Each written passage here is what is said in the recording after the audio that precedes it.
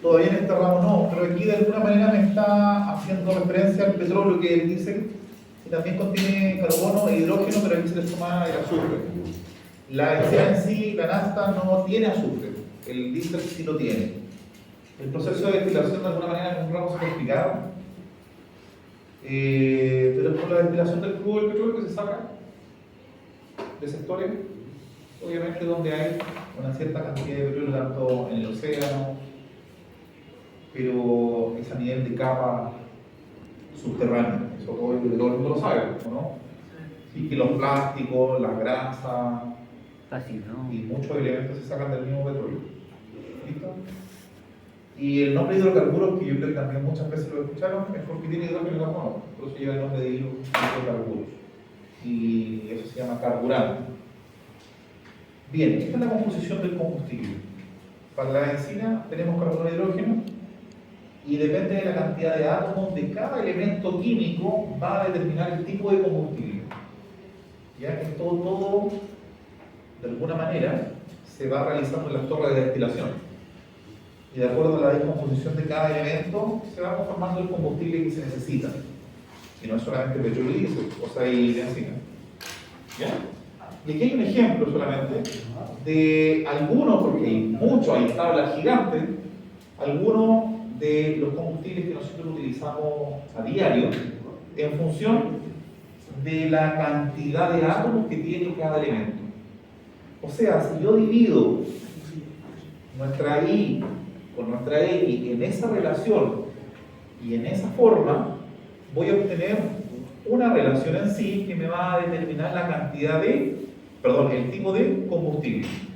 Por lo tanto, eso tenemos que calcularlo en función de los productos de la combustión para poder saber si estamos en presencia de uno de estos tipos que le estoy mostrando de combustible. ¿Ya? Ahora, vamos a conocer tabla donde la cantidad de átomos de cada elemento químico está relacionado directamente con los combustibles que más utilizamos, que es la gasolina y el petróleo. ¿Por qué? Porque independiente de la cantidad de átomos me puede dar un valor cercano a lo que está acá, pero no necesariamente va a ser uno de ellos. Por eso son APP, aproximados a esta relación. ¿Listo? Pero, ¿por qué se los digo? Porque yo puedo aumentar este valor y disminuir este, o viceversa, aumentar este y disminuir el otro para poder obtener un valor de esto. Pero cuando hablamos del diésel en sí y la gasolina, para colocarlo como ejemplo, la cantidad de átomos de carbono y hidrógeno es fija, no cambia, siempre es la misma. ¿Ya? Y lo vamos a ver también. Bueno, y ahí están los productos de la combustión que ya los conocen, que es el dióxido, el monóxido, el oxígeno libre, el nitrógeno y agua. Estos son los elementos que nosotros de alguna manera vamos a encontrar en un análisis de gases. Y a través de esto lo vamos a analizar bajo un tipo de diagnóstico, cuando hagamos la tercera evaluación en el informe. Entonces, bajo un tipo de diagnóstico. Más allá de lo que es el monóxido, por ejemplo, el oxígeno, independiente que a nosotros no nos reprueba en la revisión técnica por el oxígeno que está pasando, pero sí es un análisis de diagnóstico, porque esto puede indicar que, por ejemplo, el tubo de escape esté roto. ¿Por qué? Porque si tú colocas una sonda en el tubo de escape y tengo mayor cantidad de oxígeno que la que debería saber, que está por ahí por el rango de menos de un 0,5% de lo que ingresa, que te lo puede dar un escáner, si sale mucho más que eso, es por dos cosas: porque el oxígeno no se está utilizando, por lo tanto está saliendo combustible libre, o porque el tubo de escape está roto, por lo tanto estás tomando aire de la atmósfera, no de lo que ingresó al motor. Por eso nos ayuda bajo un parámetro de análisis. Bueno, nitrógeno y agua. Siempre va a haber agua en la combustión. Y aquí empezamos.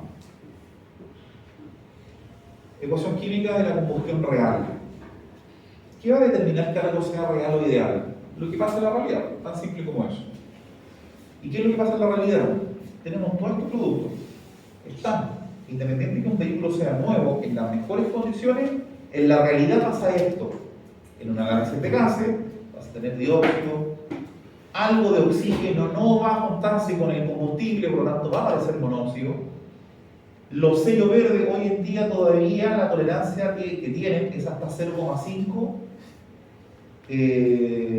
como valor de monóxido, y los vehículos nuevos presentan centésimas de monóxido, estamos hablando de 0,02, 0,01, 0,08, o sea, muy bajo. Cuando yo digo 0,0 y algo, para que llegue a 0,5, es una brecha bastante larga. Por lo tanto, cantidad de combustible sin quemar siempre va a haber, siempre, por eso aparece el monóxido. También aparece oxígeno. Si hay monóxido y no se juntó con el combustible o viceversa, va a aparecer también oxígeno. Nitrógeno sí, agua también, y una cierta cantidad de calor que tiene esa combustión. Entonces aquí tenemos un combustible ya conformado. Un combustible compuesto, que es el carbono, el hidrógeno, hidrocarburo. ¿Listo? La X y la Y es la cantidad de átomos que va a definir el combustible. Y aquí tenemos la composición de aire. Esto es una composición de aire que va a proporcionar esta composición de combustible. Y eso está conformado por una molécula de oxígeno y por cada molécula de oxígeno 3.76 partes de nitrógeno. ¿Estamos claros con eso? Ahora, ¿cuántas partes de aire que ya está conformado por eso vamos a utilizar para poder combustionar esto? Aparece nuestra incógnita. A, B, C, D, ustedes le colocan la letra que ustedes quieran, pero para llegar a una idea nomás, en orden se le coloca la A nomás, pero no es necesariamente la A, la cantidad que define las moléculas de aire. Ustedes le colocan una Z si quieren, no hay ningún problema. Entonces esa A va a ser la cantidad en moles de partes de aire que va a combustionar esto. Tenemos dióxido de carbono, ¿cierto? Que se conformó. ¿Cuánto hay? No sé. Le colocamos una incógnita, la letra B. Y así sucesivamente. Todo lo que está en rojo son incógnitas. Eso es una combustión real. ¿Ya? Combustión real. Conformado por esto, que ya lo vimos al principio, pero lo coloqué ahí como, de alguna manera, como recordatorio. Combustible, aire atmosférico, ahí está el aire atmosférico, producto de la combustión y eso genera calor. Ahora pasamos a lo ideal, a lo que no sucede en la realidad, pero es lo ideal que pudiese llegar a ocurrir, pero no pasa. Tenemos lo mismo, aquí le colocamos A' con una apóstrofe, solamente para diferenciarlo de lo real. ¿Qué obtenemos en lo ideal? Dióxido, nitrógeno y agua, nada más. Eso significa que todo el oxígeno que ingresó se comió a las partículas de combustible, que son el hidrógeno y el carbono. Y eso produjo dióxido de carbono. Por lo tanto, no hay molécula de oxígeno que quedó libre, ni molécula de carbono que quedó libre. Se combustionó todo en su perfección. Eso no pasa. ¿Pero para qué nos sirve? Para poder calcular el lambda. ¿Qué es el lambda? ¿Qué es?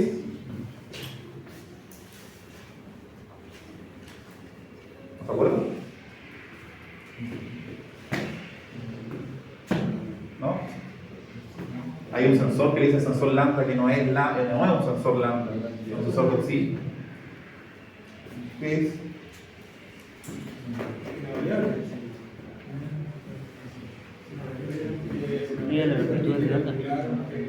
¿Cómo es la fórmula? Tiene que ver con la relación entre combustible y algo real. Mira, voy a dar el resultado y ustedes van a hacer la fórmula de acuerdo a la comprensión. No se con algo con una fórmula si no la entienden. Por lo tanto, ustedes la van a definir a través de esas dos variables, relación de combustible ideal y real. El lambda puede ser mayor a 1, puede ser igual a 1, o puede ser, menor a 1. Inferior a 1, ¿cierto? Por lo tanto, vamos a contar lambda de 0,0 tanto, 0,9, 1, 1,05, o mucho más si esto ya está quedando descómodo. La semana pasada también lo conversamos. Cuando el lambda, de acuerdo a su conocimiento técnico, cuando el lambda es mayor a 1, ¿qué significa eso? Falta de aire, exceso de combustible. Más aire, menos combustible. No, recuerden que el análisis siempre es de aire. Pero puede pasar que no haya tanto combustible. Esto es como se mezcla. Entonces se entiende que es menor a 1. Mezcla rica. Y si es 1, Ideal. ideal. Entonces hay dos variables para calcular esto. Porque aquí el resultado va a ser esto. ¿Cierto? Mayor, menor o igual a 1. Entonces, ¿cuál es la fórmula? Mira, puede ser así. Relación aire-combustible real. Relación aire-combustible ideal. Puede ser ahí o puede ser al revés. ¿Cuál? Así, ¿verdad? Real arriba. Pensemos que lo ideal son 14,7, ¿cierto? Necesito que esto lo entiendan. 14,7. Pensemos que lo real 21. vamos a gastar más aire.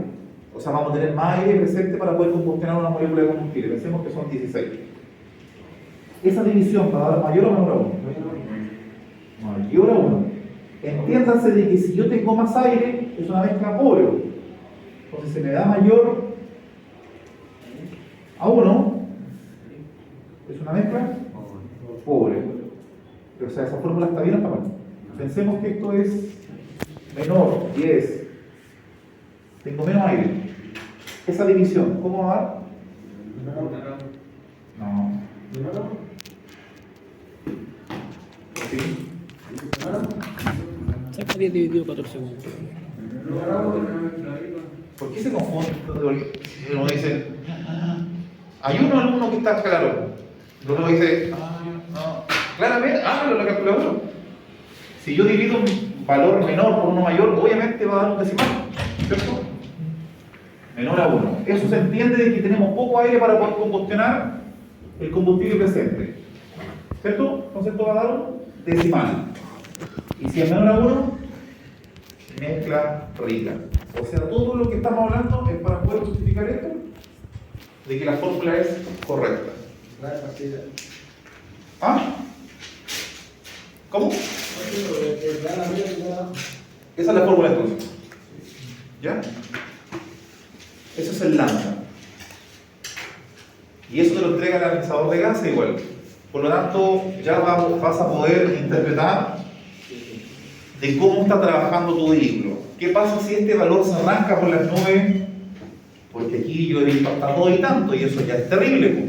Pero normalmente un vehículo que está con una mezcla pobre, en términos todavía entre comillas normales, pero fuera de norma, pero normales, puede estar marcando 1,3, 1,4, 1,5, eso es terrible, pero podemos decir que está dentro de la normalidad del mal funcionamiento. ¿Listo? Del mal funcionamiento. Porque tenemos que diferenciar de que un 1,02 es 1, un 1,09 sigue siendo 1 prácticamente. Ahora ya pasamos al 1,1 y así sucesivamente 1,2 y ahí empieza a ser más terrible. ¿Listo? Ahora, ¿cuáles pueden ser las condiciones de que me dé una mezcla pobre? ¿O cuál puede ser el problema? Porque pueden ser muchos, pero ¿a qué nos podemos nosotros abocar de alguna manera cuando tenemos un lambda superior a 1? Con una mezcla pobre. Ya ustedes saben que tiene que ver con la cantidad de aire y en este caso oxígeno que está presente para poder combustionar. ¿Cuáles pueden ser los problemas mecánicos? ¿Eso impide que ingrese aire? Sí. Obvio, filtro tapado. ¿Qué más? Nosotros no estamos analizando cuerpo de aceleración, obstruido, ¿cierto? Nosotros lo estamos analizando en función del aire, pero eso no significa que un inyector esté tapado. ¿Algún vacío? ¿Ya? ¿Y qué pasa con el vacío?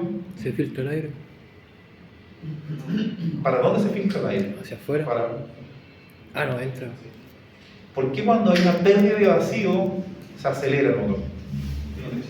Porque chupa aire más del que debe. Porque el pistón que está bajando es como una jeringa, po.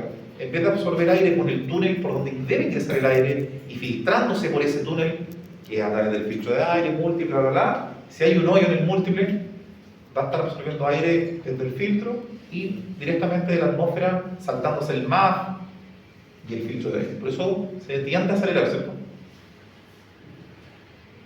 Eso. Entendiendo esto, tenemos la combustión ideal. O sea, si tenemos un lambda igual a 1, es lo ideal, no va a pasar nunca. Sí, en realidad a veces hemos sacado vouchers, pero en un momento justo donde sube y baja, tenemos un 1, pero como apuntándolo, ¿no?